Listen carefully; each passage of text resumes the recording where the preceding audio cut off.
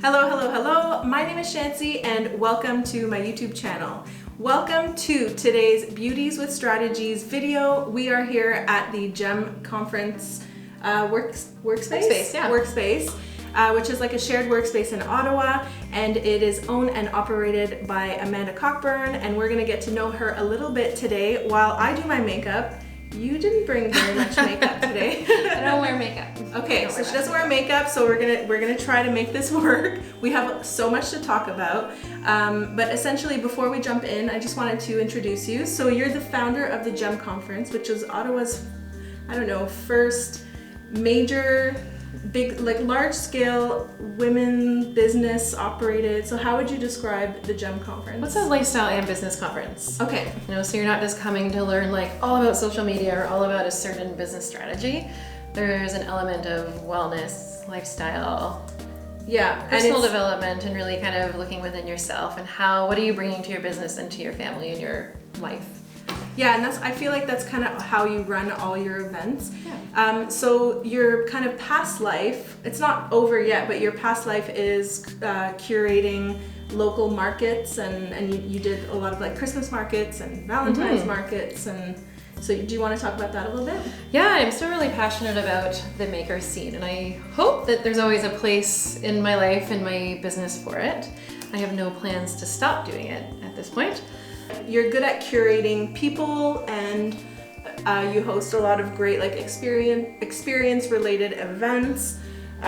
So we were just talking earlier, and we're looking for a title for Amanda, and it might happen in this video. So bear with us. We've thrown the word founder out there. We've curator of experiences. Yeah, you're not ready for CEO yet. There's no CEO happening yet. I think that a certain level of business success, personally, I think has to be reached before you call yourself that. But that's just my opinion on it. Yeah. I know some people, when they come out of the gates with a business, they're labeling CEO, and it's like what did they say about dress for the job that you want? Yeah. Which is an attitude that I have, always be overdressed, not underdressed. Yeah, and I think there's two parts to that. I think, yes, you have to dress for the job that you want, but then remember we were talking about just earlier, like the whole imposter syndrome thing, where if you're doing that for a little too long, it might not feel comfortable. No. So do you want to share what you shared with me about your, like how you feel about these big social gatherings? Like what's your... Yeah, so I didn't even really tell you the backstory, but when I grew up, I moved every 2 years. I was in a new school and I was meeting new people, and it sounds exciting and adventurous, and it was. But with that, I think as I reflect back, I was constantly in a state of being judged, not thinking I am, being like I was always the new girl, wanting people's acceptance, wanting to fit in somewhere. Oh, just started fitting in, we're going somewhere else now. And it wasn't military, it was just my dad had a job that brought us to New Zealand, and I lived in Singapore, and I lived in Malaysia. People don't know that about me. Yeah. I actually went to private boarding school for a year before we moved back to small town Ontario. And you would think that going back to like safe small town Ontario, I'd say that's probably where I got judged the most, because you have small town people, and all of a sudden this girl from Singapore comes with like a mixed New Zealand British accent. Oh my god. And I was told that I talked weird, which probably is why I'm still coming out of my shell with public speaking. Yeah. But I was telling Amanda that it's funny, the way she organizes her events are a little bit of a reflection of what she's going through as a business person, and we're kind of all benefiting from that. But I was saying that when Amanda does get up on stage, it's always like really valuable, and I just find like you do such a really nice job putting together these events. Like I've been to GEM conference and vision sessions, and which is more of like a goal or setting goals and discussing goals. We did that earlier in January, and yeah, like I just feel like you're always like in the back somewhere, or like you're in the behind the scenes person, but I'm glad that we're talking about you like coming to the forefront a little bit. Yes. Someone came up to me at GEM conference, and it was May 2019, so what, 10 months ago?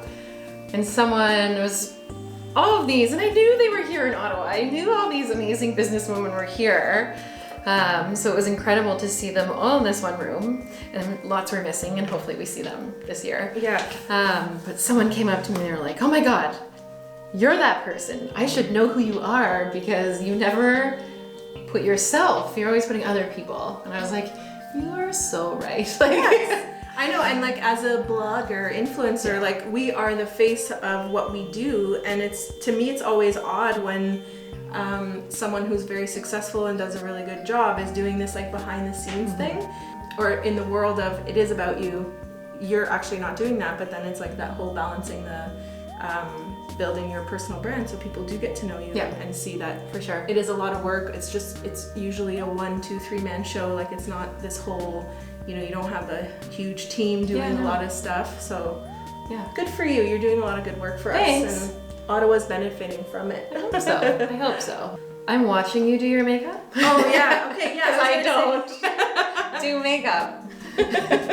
For me, it's like I'm I'm like- the time. So I had a cousin that we would go to the cottage and near Sudbury up north, and would spend like 2 hours in the bathroom, and I would watch her.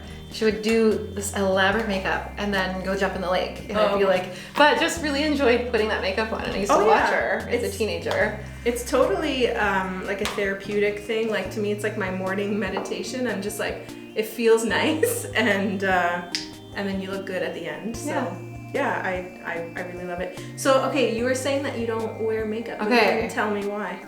I had a traumatic experience. My mom bought me all this makeup. I want to say I was 12. And one night I got really excited and I like just put it all over the place. Do you know what kind of makeup it was? Like, oh, it was probably the like whatever popular like Maybelline type was back then. Maybe it was like I don't know.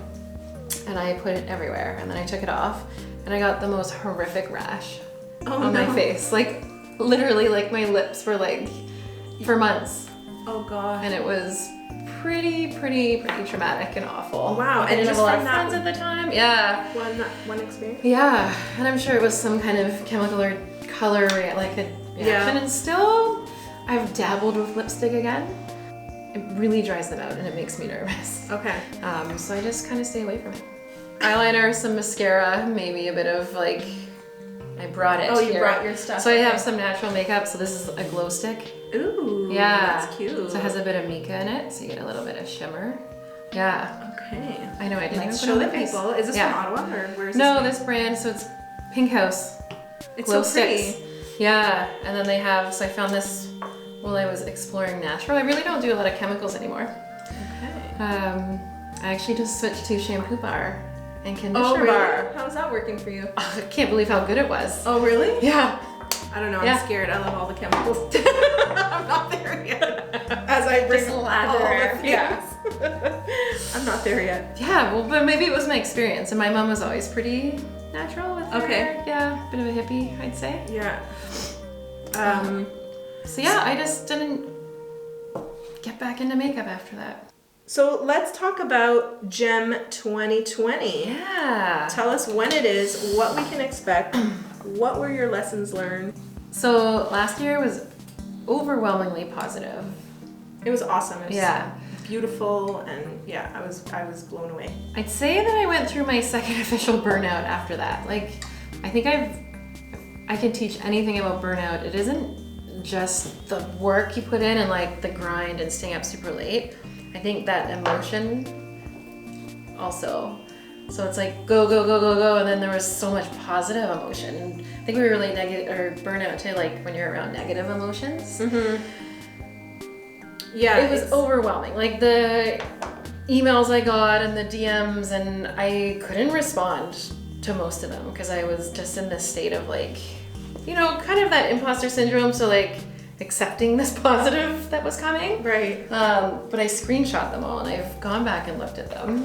I heard everything from like, I want to change everything, I'm leaving my husband, to women that started quit their jobs, and yeah, so like it's almost like a lifestyle conference. So circling back, to that lifestyle, wasn't just because it was like there was some stuff. The one of the first speakers, like, she was quite powerful. She shared her divorce story, and it's very empowering for women. So Amanda Aaron came And what I loved about her is that she's at a point in her life and career that, like, if you looked at her, she has it all. She's on TV. She has a successful career, children, beautiful house in Toronto. You know what many people would aspire to be. Came to GEM, had never actually told her story about hardship. You know, being a model in LA and what that was like and kind of the traumatic effects that it had on her well-being and her self-worth and whatnot. So she was actually, she goes on TV and Cityline all the time and speaks at these design conferences up on stage, and she was so nervous to go up on stage. I remember that. It was very like humbling for her to do that. Yeah. She read, like she went over time, and because of like the authenticity and power that was kind of happening in the room, we were like, don't cut her off. Yes, keep going. So that created this like tumbleweed effect of time behind the scenes where we were like, get it back on track. But we really didn't want to cut her off because she was telling this story that she'd never told. And you could just feel the energy in the room of like people resonating with people. But it's really shown, I get emails now probably weekly of people being like, I'm a speaker and I go and I talk about this and this and this. And I'm like, okay, that probably works in a lot of places. But having seen the power of someone telling a story that isn't like a prepared speech that they go and give 10 times a year around different places, it was really authentic. Raw. And it was raw. Very raw. Yeah. So I really looked for that. And even we had spoken, and I won't say a name, but like there's someone who's pretty well known in Ottawa, talks a lot, has a podcast, talks a lot on video on Instagram. What can you tell me that's new? Like what can you come and give the attendees and audience something new that they, if they follow you, it's not, oh yeah, I've heard you talk about that on your podcast a few times. Right. So I think that's that next step for some speakers and people that really put themselves out there. It's keeping it fresh and new. Yeah, and really, because oftentimes, like with speakers, they have that one speech that they're bringing in, but it's really like, okay, so you can be big, but what can you offer that's really unique to this event? Mm-hmm. Yeah, exactly. And how does it kind of relate to your business or not, or just your success as an individual or that kind of thing. Yeah. So we announced it last week, but I've been following the twins from Winnipeg that own Genere's Cakes. So they have this budding business. They're not speakers, but they have stories to tell. Yeah. And they're really excited to come and sit on the stage and tell the story. Very cool. But I love that. I love when there's that excitement to come. It's not a like, oh my God, I can't get up and speak. Like they want to go up and speak, and they haven't probably told this story much. And is it going to be panel style like yes, last some time? of that, yeah. And I feel like that's easier on the speaker, where it's not just like, okay, you're on a podium and here's your speech. It's literally tuning into a conversation. And the speakers are getting to know each other and their stories. And even with Amanda last year, I gave her the option. Okay. I was like, I want you to feel comfortable. So if it's more comfortable to go up with like fireside chat is what they call it. Right. We can do that. Like we can find someone, I can do it. Well, whatever makes you comfortable to come up and deliver. Okay, so earlier we were talking about the lack of conferences that are there for women who are already in their business, and like how is GEM Conference different? Like what is the gap that you're trying to fill with this conference instead of your typical, standard conference with the breakout sessions and this kind of thing? So do you want to talk about that a bit? I think even I've heard this for workshops in the city. A lot of what's out there is geared to people that are beginning or in their first year, so they've like dabbled and they don't have a strategy and let's build one. But what's out there for the women that have been in business for 2, 5, 7 years? Yeah. So they probably, if we're relating it to social media, probably have a decent following. They don't have much of a strategy, and now they want to take that next step to make it a bit more meaningful. Yeah, it's like leveling up. Yeah, your business. They've experienced some level of success. Maybe they've moved on to another business, whatever the case may be. Feedback I did hear about some conferences that people have gone to across North America is sometimes when you deliver that like Instagrammable experience, sometimes it comes at the sacrifice of content. And it can be really quick and surface level. And for that person who's maybe just beginning, and that probably resonates with that type of person. But for that person that, you know, they've probably gone to a few conferences and done the close your eyes and where do you see yourself in 5 years exercise multiple times. What's that next step, and what can we ask them to now look? Yeah, you probably know what that looks like. Now, what's that next strategy to help you get there? What else can we look at? This idea of a lifestyle conference is addressing everything about us. So you hit something like mentally, emotionally, spiritually, business, you know, more business, mentally kind of stuff. So it's interesting that you're like trying to hit someone through all the different aspects. And it's like you get from it whatever you need. For myself, I'm always like, I don't know what my future holds. So sometimes it's hard for me to have these visualization moments where it's like picture yourself here and there, and it's like it's hard because I don't know where my goal is. But that being said, I still take so much away from all these conferences, and you know, I get inspired by people or just getting to know some really good humans or people doing really good things. And I think I'm the same. I don't have a 5-year strategy. I don't. I know what I want this year to look like. I know that I want to set my family up for success and want to keep giving my children the haves, you know, like being able to do the golf camps and go on a vacation every year. And I want to be able to contribute to that. And go on, take your time off and take time off. Be with the fam. I haven't told my husband this yet, but I'm hoping to take the summer off. Okay. Hi. What have you learned from GEM last year that you're gonna apply this year? I did a survey after. Okay. Feedback was like 95% positive. I come at everything knowing that you can't please everybody. Yeah, of course. Even the craft markets I do, there's always going to be a couple that don't make money or that leave unhappy. It's just, I've learned that's par for the course. I think for everything you do. The main day isn't going to be quite as long. It was a long day. Yeah. And it's a format that's done a lot, but I think in this city just didn't resonate. So I felt bad for the last panel. There wasn't many people left, you know, and I get it. Yeah. Even at the vision sessions that we just did in January, I found myself around 3 o'clock being like, whoo, you're done. More information. I think it's every conference. Yeah. Like it's really, really hard to. Yeah.